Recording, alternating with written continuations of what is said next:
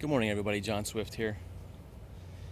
We're out in the South Sarasota County area today, near a nice, what would you call this? It's like an inlet, saltwater inlet. There's boats over here. It's kind of a, there's a bridge right down here. It's kind of a boat. I was gonna say boaty. It's like a boaty area. It's an area where a lot of recreational boating, people have docks and boats, and there's marinas out in this area. You know, I wish I knew. I kind of came out here on a whim, and I didn't really, I didn't look up, shame on me, I didn't look up on the map what the name of this inlet. It's probably something inlet, or that's not really the important thing. The important thing is we're out here sharing a nice moment. The sun is out, it's been raining. We've had quite a bit of storm stuff going on lately. We've had some El Nino storms in the Gulf, which has caused a lot of rain and a lot of wind. And if you look over here, this is kind of a field off the area. You'll see what looks like somebody's roof. Oh, there's a rabbit. Wow, that rabbit was fast. I wonder if I slow-mode that. A little rabbit ran over there. It definitely is somebody's roof. You can see all the tiles, the plywood here, big chunks of plywood which are too heavy, all the cross beams it looks like from the top of the house, a lot of nails sticking up there too. Why is this stuff here? Because this is the area where the tornado hit, I'd say about 2 weeks ago, from the big storm in Sarasota that we had. A lot of debris scattered. The storm came in from the water side, so it pushed a lot of this debris. The wind, well, I'm assuming since it's all flung this way, a lot of the debris you can see. And actually, if you look at this house right here, you can see that there's the siding is missing. There's like, it's yellow where the white spots are. There's this is like a chair rail from somebody's furniture. You can see there's still a lot of wood, a lot of debris. This is basically the epicenter where the tornado hit the outer island and came down here. And the worst hit part was this Baywin's Lane. I'm gonna take you over here to see this area. And there's actually, it's got a lot of trees too. You can see there must have been some trees here because the roots are uprooted here. This is where all the news coverage was about 2 weeks ago. I think it was a Sunday morning. How you doing, guys? It was a Sunday morning. When I reported this, I said it was a Sunday night. It was the Saturday night, Sunday morning in the AM, about 3 a.m.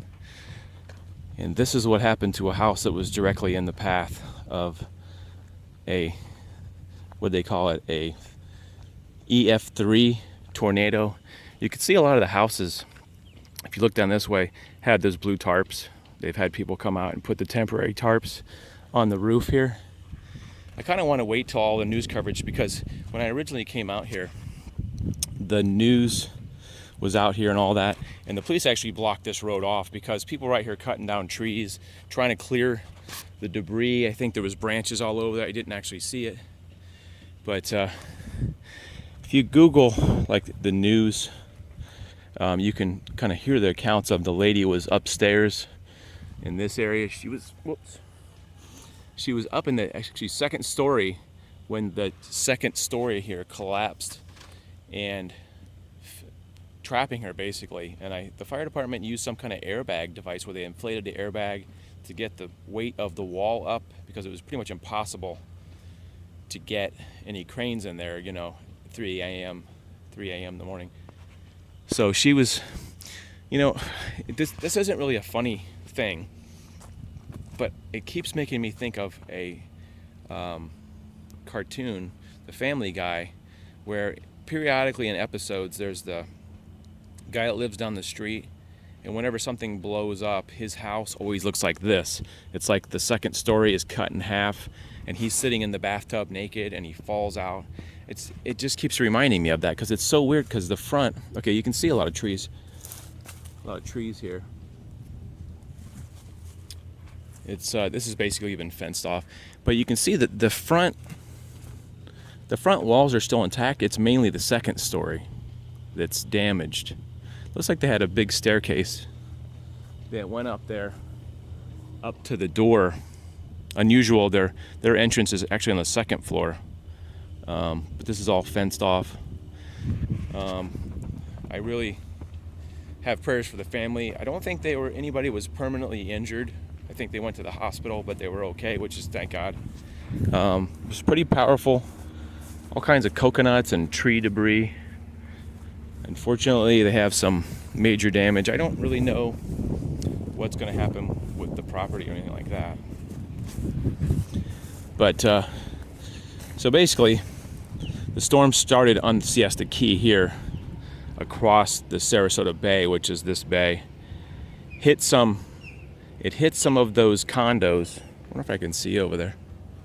Big coconut there. Stepping over the coconut.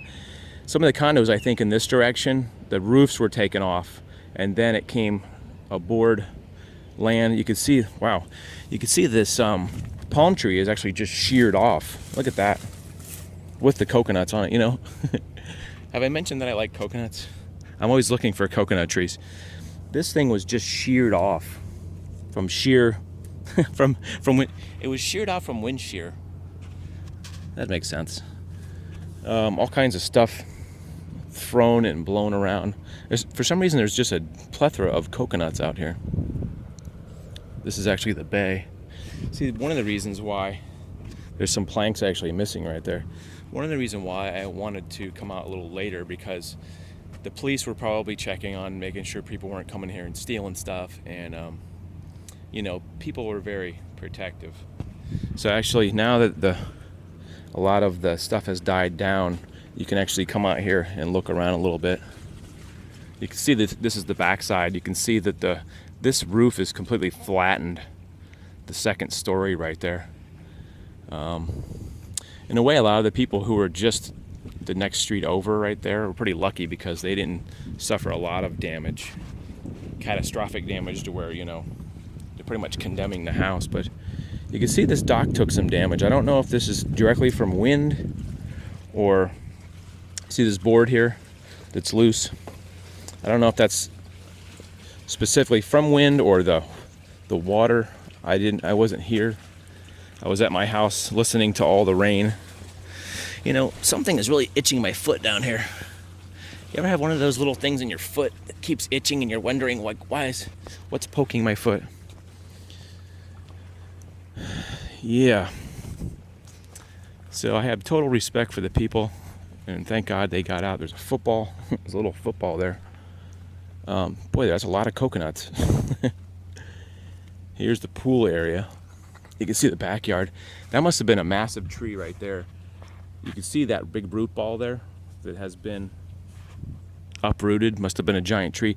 And it looks like those trees, I don't know if they were cut, but it looks like they were damaged. You can see all the furniture is all piled up. When I came out here the first time, there was a lot of furniture and mailboxes down the street. I'm sure to all the plastic furniture. We were basically warned about this tornado and the possibility of high winds, but I don't think people really took it as seriously as they should. I mean, what can you do? I mean, you could put up those window guards like this, you know, plywood on your windows or something like that. But I don't think that would have really done much in an EF3 because of the high winds in the area.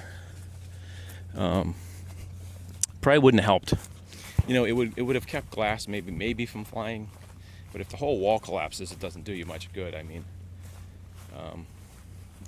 I think this is just a reminder to say, you know, take this stuff seriously, because we have had a storm since then, and I think a lot more people have kind of paid attention to what was going on, and especially me. I watched, you know, television, and I get Facebook updates for weather. You can see there's just all kinds of just debris all along the front yard, especially insulation, pieces of wood. It's funny that the garbage cans are still here. I wonder if they were down the street. I know there was just debris everywhere. Looks like maybe they pulled out a lot of their items to see. But let's get a really good look at what it smells like mildew. Get a good look at the front there, where you can see there's just furniture left right where it was. There's people. I think people are still coming by here to look at the damage, because the address and everything was on the news a lot. People are still driving. I think 2 people have driven by, but you can see that like everything is sort of just left as it was. The roof is flopping over there. It's just it's sad. It's sad, but hopefully they will rebuild or move to a new location. Hopefully they got a lot of their family belongings out, important pictures and stuff like that, important information. But it is just probably waiting for demolition. There's a sign up there that I think says that it's probably condemned. Here's a shot through the fence. You can just get a kind of a pan of the yard. And I'm not showing this for sensationalism or to make light of it at all. So I just want you to understand that I don't take that lightly at all. Here's a neighbor's house. You can see there's a bit of the edging of the roof is taken off, and I think they lost part of their roof here. There was one people. I'm not sure if it was these people. Their car was pushed around, and they suffered a lot of broken windows and things. There's another roof here where there's the blue things there. And so I think it's just important to look at those life lessons. Like I said, there's really nothing you can do about that situation except just basically get out of your house if you're on a waterway. But tornadoes are very erratic. They have on the news, they have real-time detection, I think, through the Weather Service, and they can actually, when I was watching it that night, it was about 3:30 a.m. Sunday morning, they were picking up the tornado. It was like a little red thing on the map. It was they were picking up in real time, but it's not like you can say, oh, there's a tornado, I'll get out of my house now. But the local meteorologist, a friend of mine, Bob Harrigan, did an excellent job on that tracking. He was there all night basically tracking. Here's some more of the trees that fell over. You can see more blue roofs. That man has plywood over the window. It looks like that fence got damaged here. I'm not sure which house it was, but the lady said the window exploded on her when she was there. This one looks like they got nailed kind of hard with, you can see the window is boarded up. Another roof, probably suffering a lot of shingles missing, so it's not watertight. And unfortunately, we've had a lot of rain, so that makes it worse when you don't have a watertight roof. Your house starts getting water in it. Looks like there's many roofs. You can see a lot of blue tarps. It's like the blue tarp syndrome. Like when we have a lot of storms, you'll see blue tarps on, because it's very expensive to fix roofs, several $1,000s probably. And sometimes in a case when you have a hurricane situation, there'll be thousands of houses that have roofers, and people will actually come from out of state to do the roofing, from different counties to come in here and get the business for the roofing. So I really do wish all these people well with their houses. It's a pretty wealthy area, so hopefully they had good insurance. Everything was cool. Thanks for coming out with me, guys. I do videos every week. Usually about 3 a week. I'm averaging about 3 videos. Check out my Spreadshirt t-shirts and mugs and hoodies for sale. jonswiftspreadshirt.com. Friend me on Facebook if you want to get a hold of me. Twitter, Instagram. Here's another car going by. It looks like maybe they're doing some sightseeing, taking a picture there.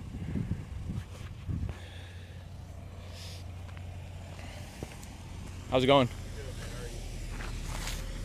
I was thinking maybe I just talked to him real quick. I